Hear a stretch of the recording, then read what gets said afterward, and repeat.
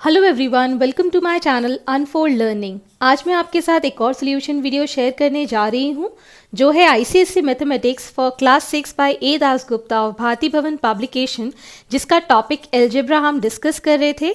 आज इसकी third unit linear equation जिसकी एक्सरसाइज 3B हम सॉल्व करने वाले हैं। इसके पहले मैं आपको बता देती हूँ यूनिट 1 और यूनिट 2 के सॉल्यूशंस मैंने पहले अपने प्रीवियस वीडियोस में डाल दिए हैं। अगर अभी तक आपने मेरा चैनल सब्सक्राइब नहीं किया है तो प्लीज़ अभी सब्सक्राइब कर लीजिए ताकि आप मेरे वीडियोस आसानी से देख पाएँ। तो आइए हम शुरू करते हैं। First question of this exercise, if 11 is added to certain number, the sum becomes 19. Frame an equation for the statement and find the number. तो जब भी आपको वर्ड प्रॉब्लम दी जाती है तो word problem is for any unknown quantity, कोई भी unknown quantity जिसकी हमको वैल्यू निकालनी है। तो पहले हम अननोन क्वांटिटी को एज्यूम कर लेते हैं x, और फिर उसके लिए इक्वेशन हम फ्रेम करते हैं। एंड फाइनली हमने अपने वीडियोस में सीख लिया है कि कैसे हम इक्वेशंस को सिंप्लीफाई करें।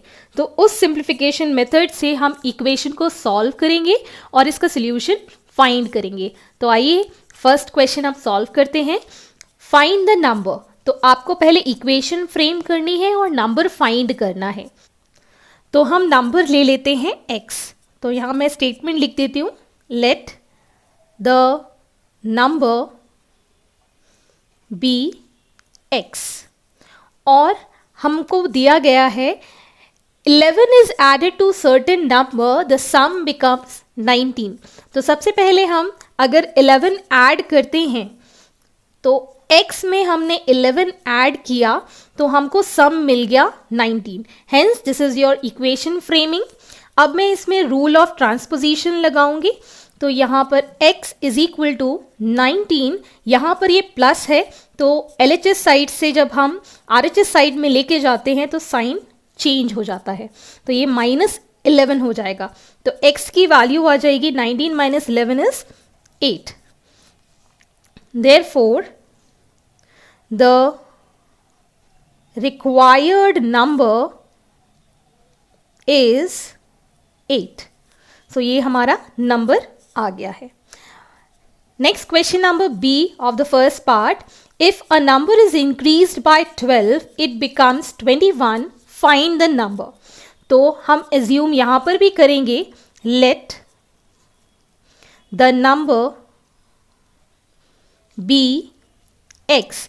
तो अगर हम नंबर को इंक्रीज करते हैं 12 के साथ, तो ये हमने इक्वेशन फ्रेमिंग में प्रीवियस चैप्टर्स में पढ़ लिया है कि जब हम इंक्रीज करते हैं तो मतलब प्लस करते हैं। तो मतलब हमने नंबर को, जो कि हमने x एज्यूम किया है, 12 से इंक्रीज किया तो ये नंबर बन गया 21। Now again I am applying rule of transposition. So x is equal to 21, ये LHS से RHS में जाएगा तो -12 हो जाएगा। So 21 minus 12 will give 9. Therefore, the required number is 9. So as you have seen this first question, पहले हमने जो unknown quantity थी उसको x assume किया, फिर हमने उसकी इक्वेशन फ्रेमिंग की और फाइनली हमने अपने सिंप्लीफिकेशन वाले मेथड से इसके लिए सोल्यूशन फाइंड किया। इसी तरीके से हम बाकी के क्वेश्चन सॉल्व करेंगे। तो आइए शुरू करते हैं इसका C part. If 8 is subtracted from a number we get 18, frame an equation for the statement and find the number. तो जब हमको नंबर पता नहीं है तो हम इसको एज्यूम कर लेते हैं, let the number be x। तो अब यहां पर हमसे कहा गया है कि 8 is subtracted from the number, मतलब x में से हमने 8 सब्ट्रैक्ट किया तो हमें 18 मिल जाता है।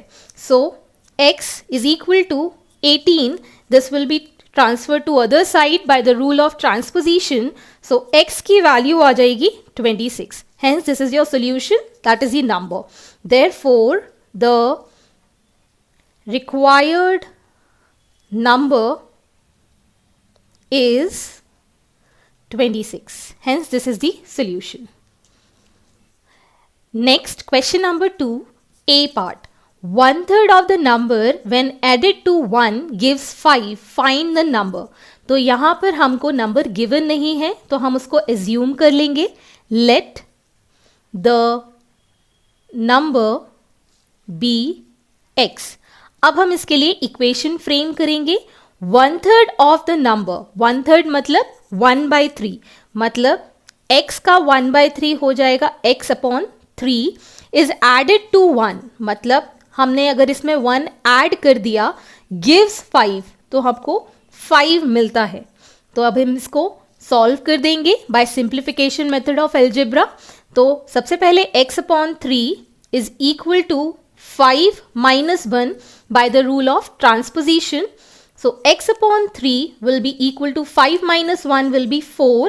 Now we'll be multiplying this equation by 3. So we'll get 3x upon 3 is equal to 4 into 3. So ये 3 से 3 cancel out हो जाएगा. तो x की वैल्यू जाएगी 4 3s are 12. Hence आपका नंबर आ चुका है. Hence the required number is 12. So this is the solution. Next, second part of the same question. If 20 is subtracted from 4 times a number, we get 20. Find the number. अब हमको यहाँ पर भी number given नहीं है. Let the number be x. हमने number को assume कर लिया है x. अब हमको गिवन है 20 is subtracted from 4 times the number. तो सबसे पहले हम 4 टाइम्स द नंबर में से 20 सब्ट्रैक्ट करेंगे. 4 टाइम्स मतलब 4 में हमने नंबर को मल्टीप्लाई कर दिया, इसमें से हमने 20 जब सब्ट्रैक्ट किया तो we get 20. So 4x is equal to 20 and this 20 will go on RHS side, so it becomes plus 20. So 4x is equal to 40. इस इक्वेशन को हम 4 से डिवाइड कर देंगे तो 4x upon 4 is equal to 40 upon 4. ये इससे cancel out हो जाएगा and 4 10s are. So you'll get the value for x as 10. Hence this is a required number. So your answer is hence the required number is 10. So this is the solution. Next, C part of the same question.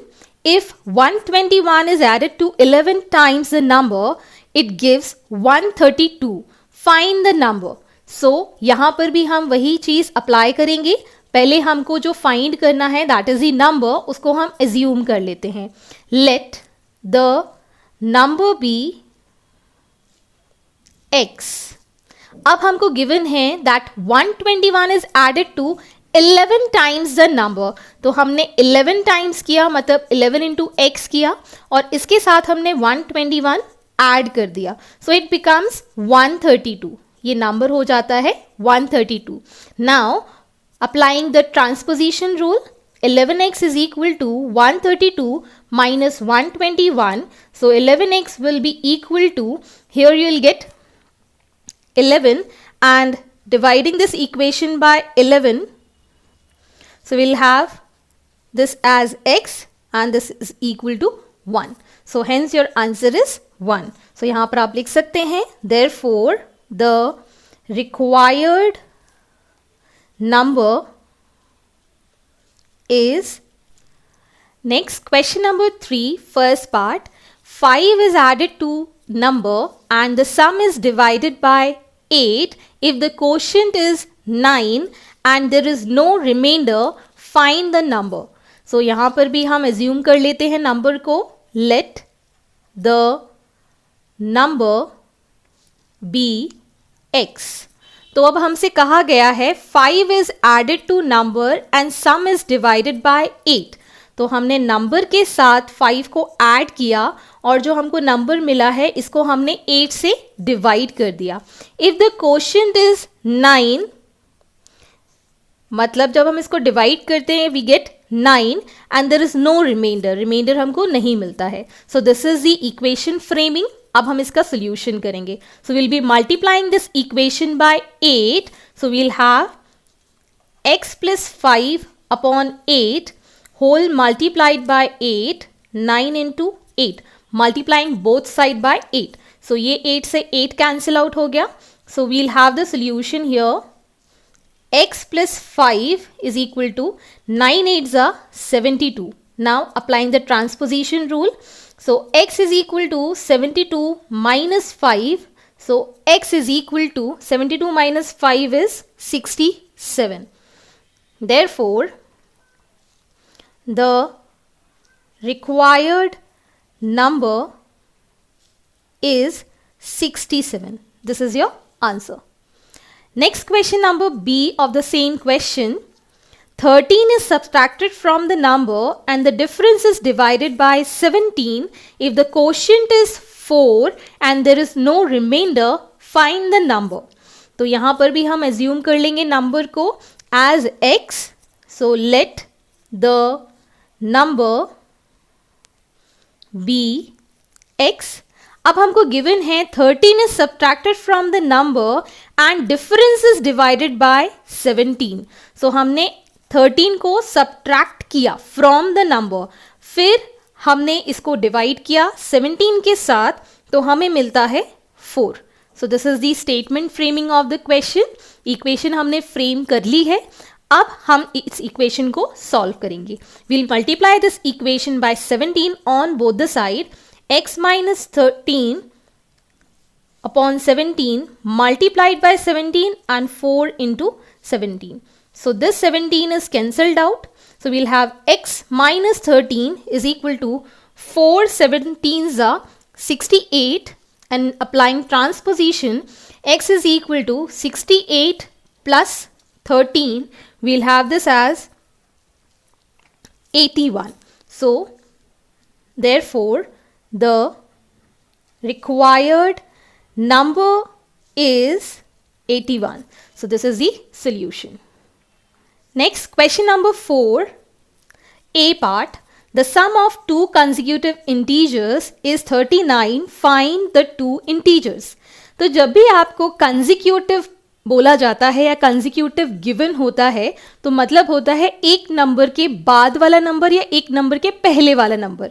जैसे कि अगर आप मान लीजिए आपको कोई number given है 2, तो 2 का कंसेक्यूटिव नंबर होगा 3, देन 3 का कंसेक्यूटिव नंबर होगा 4, 4 का कंसेक्यूटिव नंबर होगा 5, मतलब one after the other.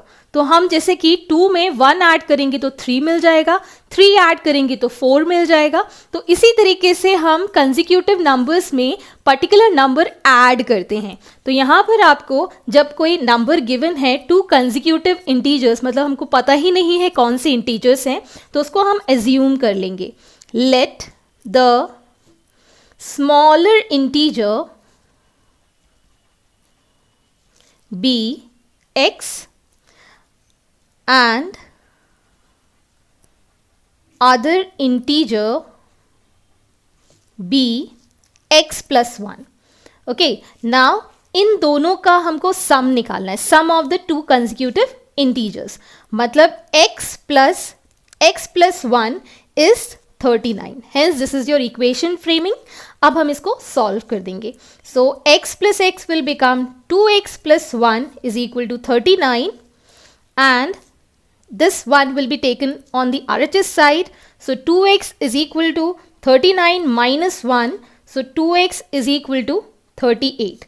Now dividing this equation by 2. So 2x upon 2 is equal to 38 upon 2. ये 2 से ये 2 कैंसिल हो गया. 2 1s and 2 9s. तो x की वैल्यू हमारे पास आ गई 19. Therefore the numbers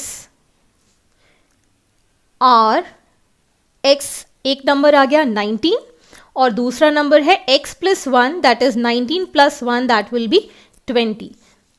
Hence the two consecutive integers are 19 and 20. So this is your solution. Now question number 5, A part. A girl is 5 years younger than her brother. If the sum of their ages is 23, find the age of girl and her brother. तो यहाँ पर आपको as determine करनी है girl and his brother. तो सबसे पहले हम एज्यूम कर लेते हैं कि इसके ब्रदर की एज जो है वो x है. So let the age of brother be x. So अब हमको ये बोला गया है that girl is 5 years younger. तो मतलब गर्ल 5 साल उसे छोटी है. So we can write here the age of girl is x -5. Next हमको गिवन है if the sum of their ages is 23. मतलब हमको गिवन है that x plus x minus 5 is equal to 23. Now we can solve this equation. 2x minus 5 is equal to 23. Applying transposition, 2x is equal to 23 plus 5, 2x is equal to 28. Dividing this equation by 2 on both the sides, 2x upon 2 and 28 upon 2. So ये 2 से 2 cancel, 2 1s are 2 4s are, so x is equal to 14. तो ये इसके brother की as आ गई है.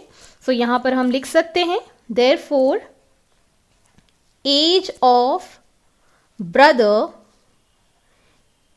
Is 14 years. अब हमको गर्ल की भी एज निकालनी है. Hence age of girl is x -5. x हमारे पास 14 है, इसमें से हमने 5 माइनस किया, so will get 9 years. Hence this is your answer.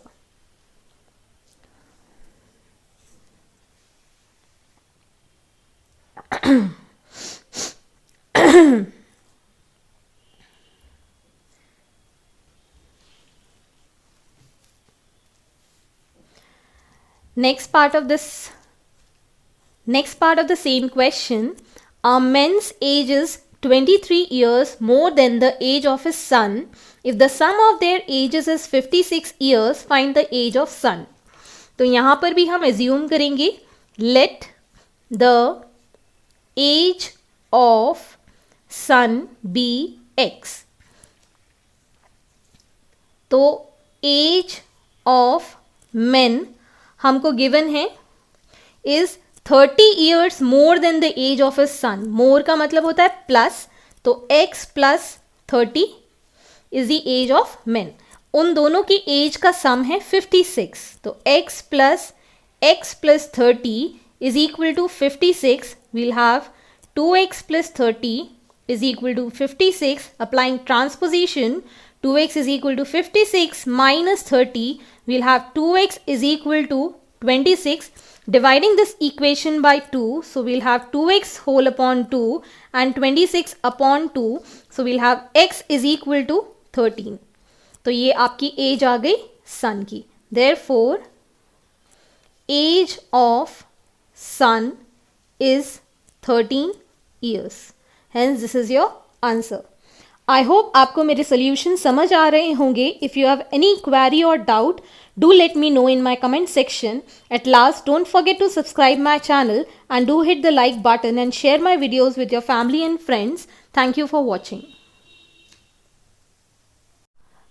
Next, B part of the same question. The sum of two consecutive even integer is 58. Find the two integers. तो यहाँ पर हमको even integers कहा गया है. So let us assume जैसे कि अगर हमको 2 given है तो 2 के बाद का even number होगा 4. 4 के बाद का even number होगा 6. 6 के बाद का 8. मतलब आप सबके अंदर 2 ऐड करते जा रहे हैं. तो मतलब even numbers क्या होते हैं जो 2 से divisible होते हैं. तो यहाँ पर हम 2 ऐड करेंगे for the consecutive integers. तो सबसे पहले हम assume कर लेते हैं let the smaller integer be x and other integer be x plus 2. I hope आपको समझ में आया होगा ये मैंने x+2 क्यों लिया है। अब इनका जो सम है, sum of the two consecutive even integers, मतलब x+2 is 58. Now solving this equation, we'll have 2x+2 is equal to 58. Applying transposition, 2x is equal to 58 minus 2, we'll have 56. Now dividing this equation by 2, so 2x whole upon 2 and 56 divided by 2, ये हमने cancel out कर दिया, 2 2s are 4 and 2 8s are 16. So x is equal to 28. दूसरा number है x+2, so x+2 will be 28 plus 2, that is 30. Therefore, the two consecutive number even integers are 28 and 30. Next question. The sum of two consecutive odd integers is 44. Find the two integers.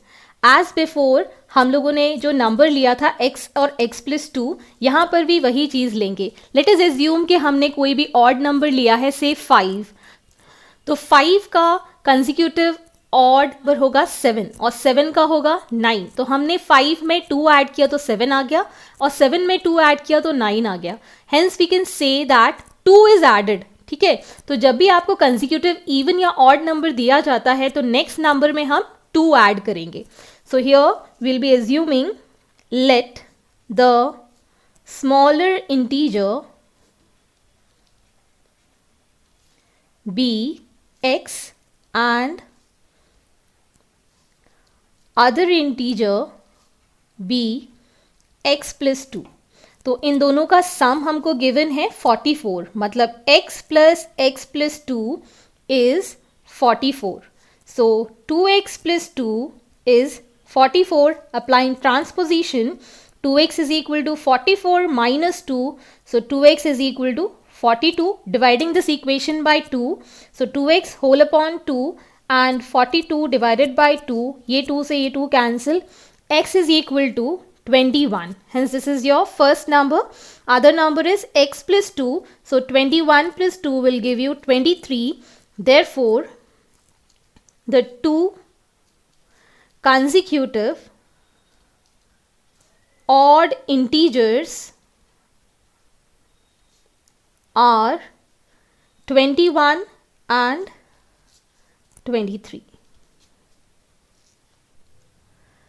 Now question number 5, A part. A girl is 5 years younger than her brother. If the sum of their ages is 23, find the age of girl and her brother. तो यहाँ पर आपको as determine करनी है girl and his brother. तो सबसे पहले हम एज्यूम कर लेते हैं कि इसके ब्रदर की एज जो है वो x है. So let the age of brother be x. So अब हमको ये बोला गया है that girl is 5 years younger. तो मतलब girl 5 साल उसे छोटी है. So we can write here the age of girl is x minus 5. Next हमको given है if the sum of their ages is 23. मतलब हमको given है that x plus x minus 5 is equal to 23. Now we can solve this equation. 2x minus 5 is equal to 23. Applying transposition, 2x is equal to 23 plus 5. 2x is equal to 28. Dividing this equation by 2 on both the sides, 2x upon 2 and 28 upon 2. So ये 2 से ये 2 cancel, 2 1s are 2 4s are, so x is equal to 14. तो ये इसके brother की as आ गई है. सो यहाँ पर हम लिख सकते हैं therefore age of brother is 14 years. अब हमको गर्ल की भी एज निकालनी है. Hence age of girl is x minus 5, x हमारे पास 14 है, इसमें से हमने 5 माइनस किया, so will get 9 years. Hence, this is your answer. Next part of the same question. A man's age is 23 years more than the age of his son. If the sum of their ages is 56 years, find the age of son. तो यहाँ पर भी हम assume करेंगे, let the age of son be x. तो age of men हमको given है is 30 years more than the age of his son. More का मतलब होता है प्लस, तो x plus 30 is the age of men. उन दोनों की एज का सम है 56, तो x plus 30 is equal to 56. We'll have 2x plus 30 is equal to 56. Applying transposition, 2x is equal to 56 minus 30. We'll have 2x is equal to 26. Dividing this equation by 2, so we'll have 2x whole upon 2 and 26 upon 2. So we'll have x is equal to 13. तो ये आपकी as आ गई सन की. Therefore, age of son is 13 years. Hence, this is your answer. I hope आपको मेरे solution समझ आ रहे होंगे. If you have any query or doubt, do let me know in my comment section. At last, don't forget to subscribe my channel and do hit the like button and share my videos with your family and friends. Thank you for watching.